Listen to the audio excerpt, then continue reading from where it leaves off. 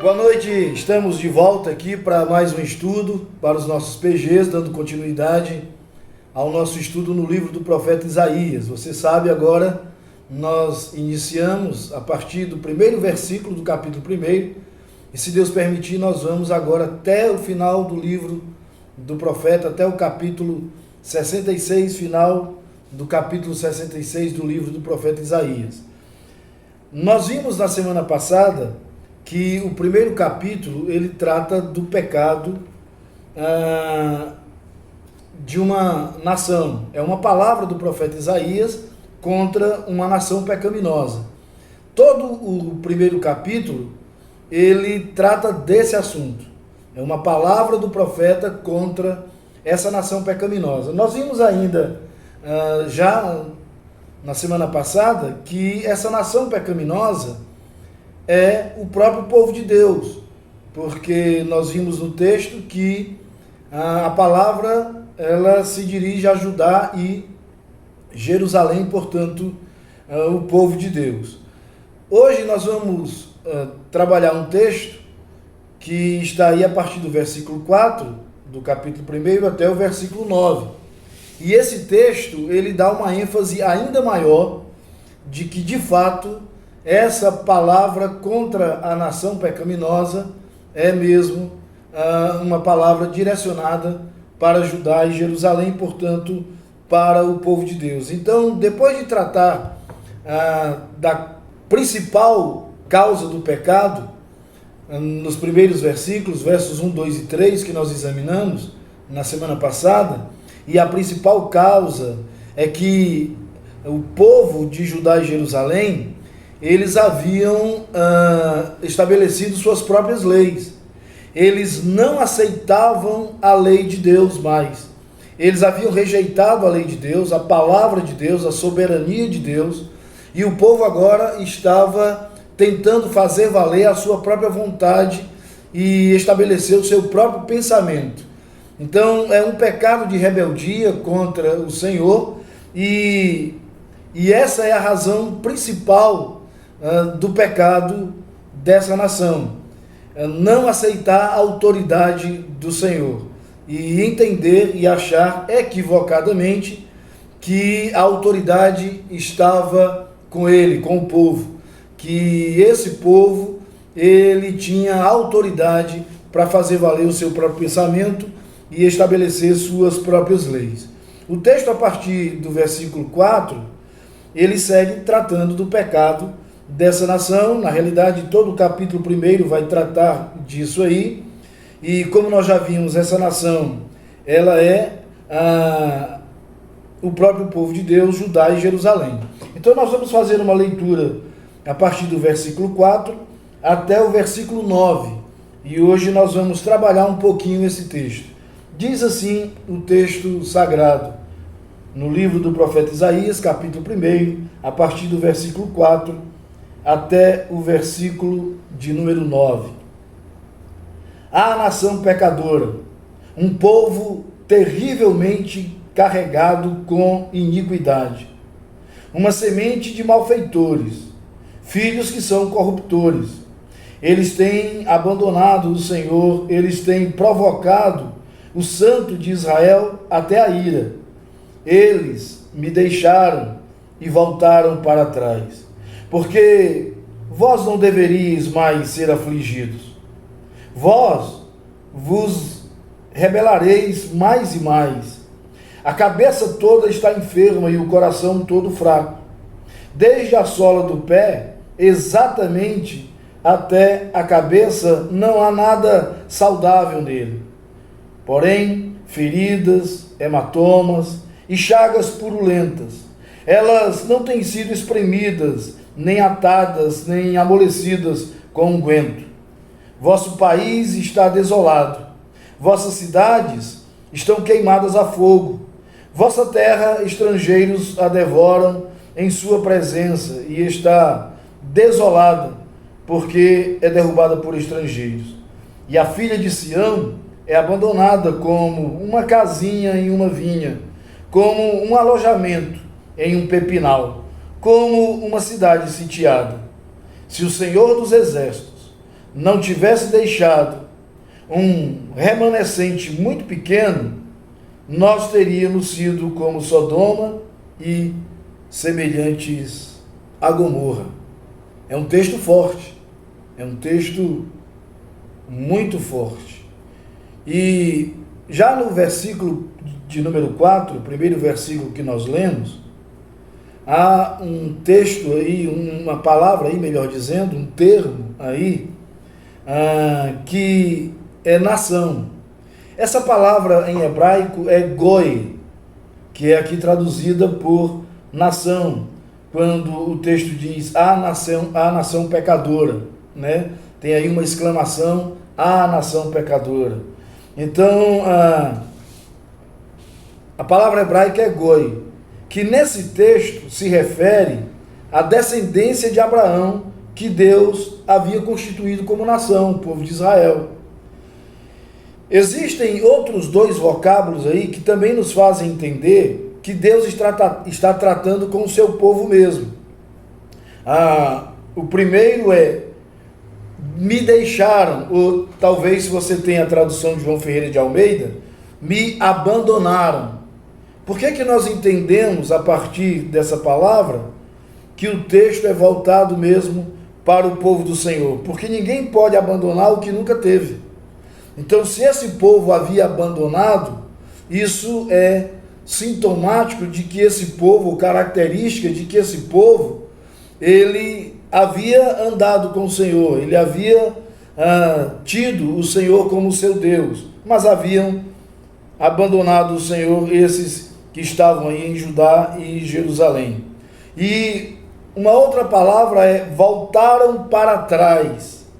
Essa palavra no hebraico ela tem o sentido de desviar-se e que também pode significar adultério, o que nos leva ao entendimento de que o povo havia se desviado dos caminhos do Senhor, o povo havia adulterado, flertando com outros deuses.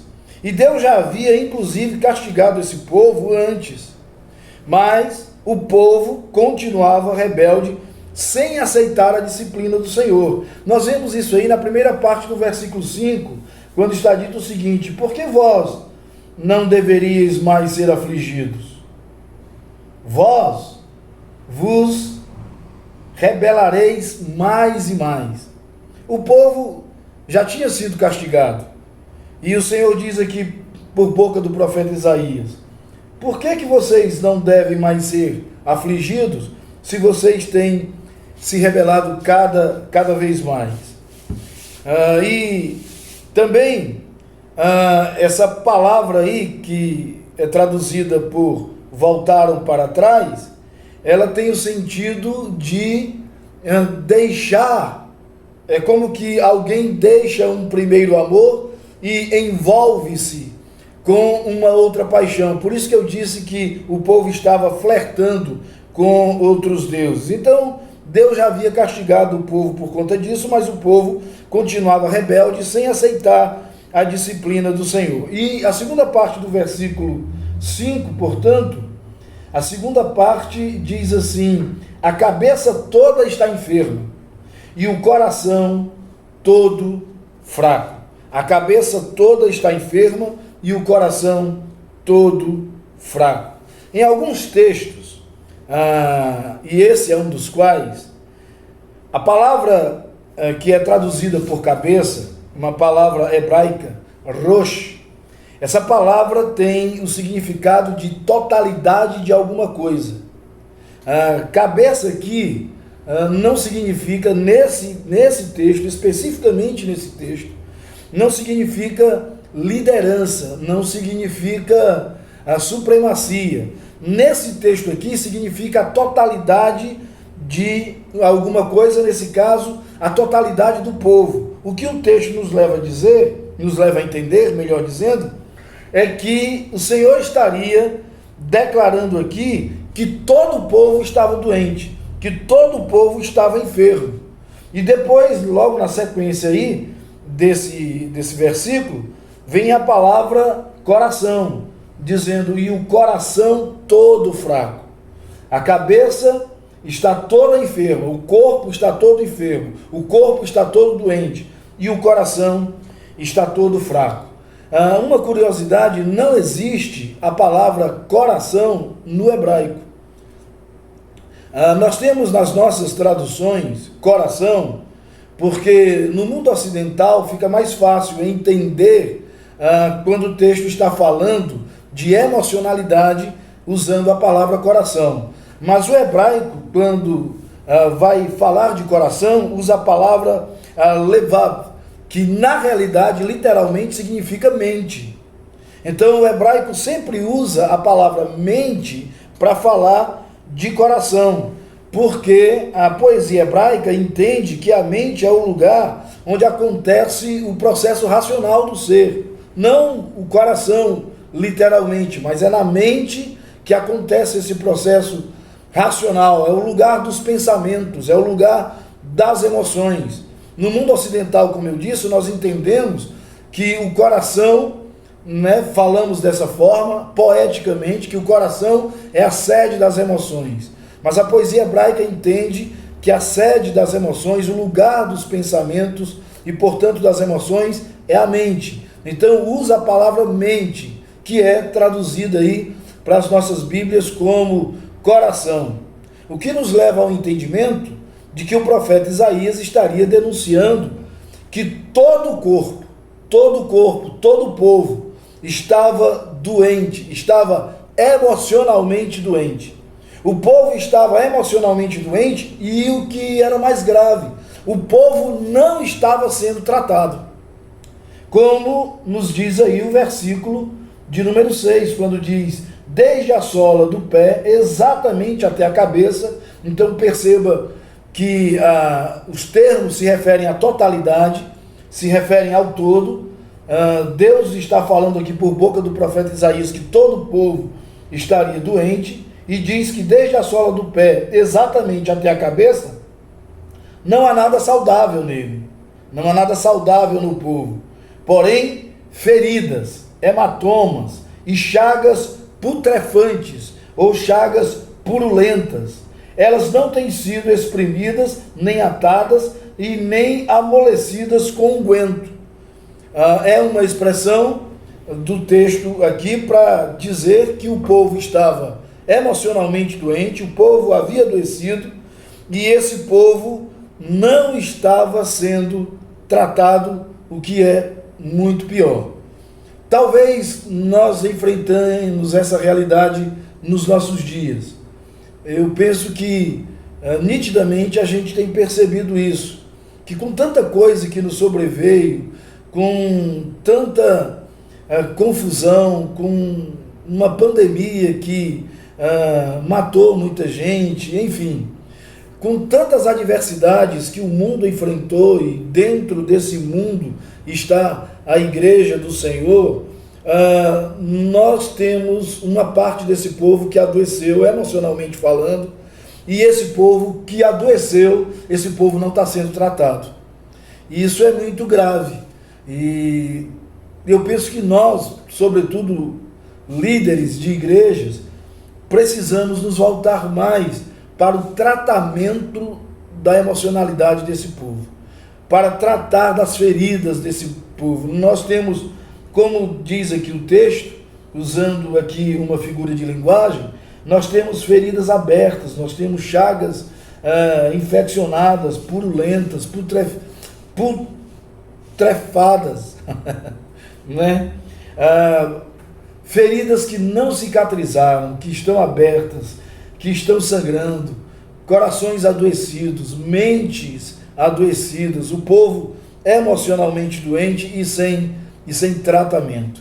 Nós percebemos, infelizmente, que em muitos casos, graças a Deus, isso não é generalizado, mas em muitos casos nós temos ainda aqueles líderes que se aproveitam dessa doença emocional do povo para extorquir dinheiro do povo, para tirar do povo aquilo que o povo já nem tem mais.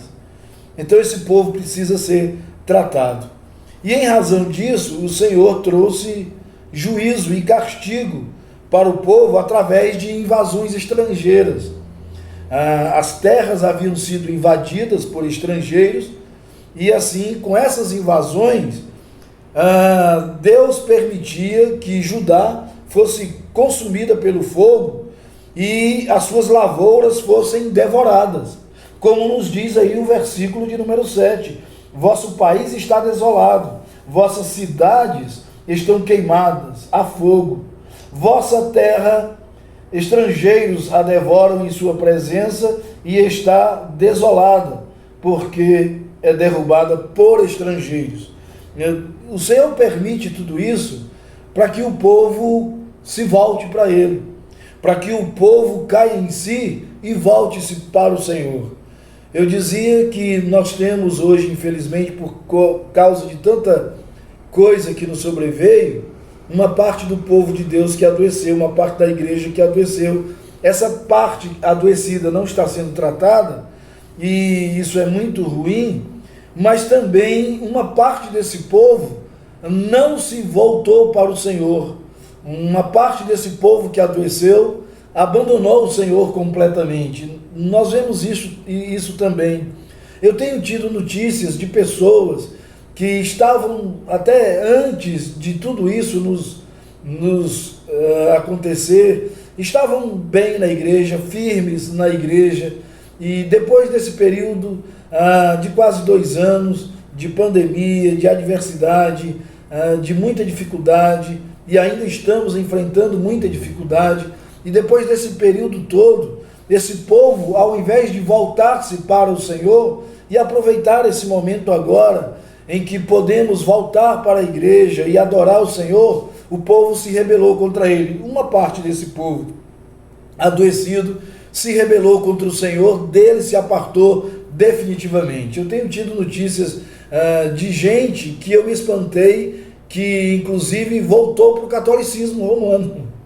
Pessoas que voltaram para o catolicismo romano, pessoas que abraçaram causas que não são as causas do Senhor, gente que passou a viver uma agenda que não é a agenda de Deus. Então, com muita tristeza, nós percebemos isso. E isso também havia acontecido com Judá e Jerusalém. Por isso que Deus havia permitido tudo isso, inclusive as invasões estrangeiras, e que os estrangeiros eles destruíssem completamente a terra para ver se esse povo se voltava contra o Senhor. Somente Jerusalém, vai nos dizer o texto, somente Jerusalém, a filha de Sião, é chamada aí no texto de a filha de Sião, escapou, conforme nos dá conta aí o versículo de número 8, dizendo, e a filha de Sião, é uma referência a Jerusalém, é abandonada como uma casinha em uma vinha, como um alojamento em um pepinal, como uma cidade sitiada. Foi abandonada Jerusalém, a filha de Sião, mas só ela de fato escapou. O versículo 9 nos informa que alguns poucos sobreviventes, eles reconhecem então que o Senhor dos Exércitos os protegeu. Poucos sobreviventes reconhecem isso, que o Senhor dos Exércitos os protegeu, e a menção que o texto faz aí de Sodoma e Gomorra, no versículo 9, indica que o povo estava ciente de suas ações, o povo sabia o que tinha feito, o povo estava ciente das suas ações, pois Deus poderia tê-los destruído completamente, como fez a essas cidades, a cidade de Sodoma e Gomorra. Diz aí o versículo 9, se o Senhor dos Exércitos não tivesse deixado um remanescente pequeno, nós teríamos sido como Sodoma e semelhante a Gomorra. Esse versículo aqui era o versículo que eu me referia. E o Senhor então usa isso, o profeta Isaías, ele usa o que havia acontecido a essa cidade, Sodoma e Gomorra, para dizer que o povo estava bem ciente das suas ações, e esse povo sabia que Deus poderia ter destruído completamente Jerusalém e Judá, assim como ele fez com Sodoma e Gomorra. mas ele não o fez por causa de um pequeno remanescente, por causa de uma pequena parte do povo que permaneceu fiel, uma pequena parte do povo, alguns poucos sobreviventes, que reconheceram que só o Senhor é Deus, que Ele é o Senhor dos exércitos e que Ele é quem os havia protegido. E o Senhor conserva esse remanescente. O Senhor conserva essa pequena parte. O Senhor conserva essa porção pequena do povo que permaneceu firme e que reconheceu o senhorio e entendeu a soberania de Deus e, a despeito de tudo, não se revoltou contra a autoridade do Senhor. Por causa desse pequeno remanescente é que o Senhor não destruiu completamente Jerusalém e Judá, como fez com Sodoma e Gomorra. E essa palavra contra essa nação pecaminosa, ela vai então desembocar numa palavra muito dura, muito forte, contra o culto que esse povo estava oferecendo a Deus. E um culto que o texto chama de culto hipócrita, porque Deus havia rejeitado o culto. Mas isso nós só vamos tratar na próxima semana. Mas na próxima semana nós vamos ver isso, que o pecado, inclusive, contaminou o culto. E Deus, ele abomina, aqui no texto nós vamos ver isso, na próxima semana, que Deus abomina o culto que estava sendo prestado a ele, porque esse culto estava contaminado pelo pecado, pela rebeldia do povo.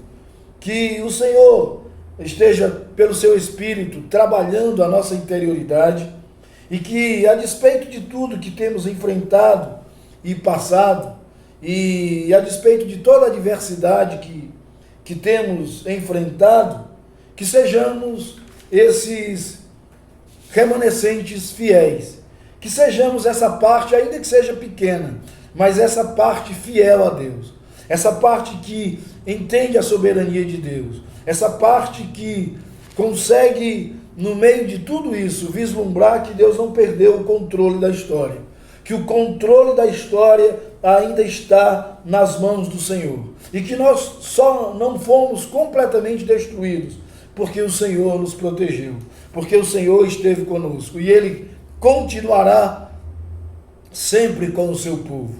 Que tenhamos essa convicção e essa certeza, esperando a volta de Jesus Cristo, o nosso Senhor, que em breve virá buscar a sua igreja para eternamente morar com o Pai nas regiões celestes.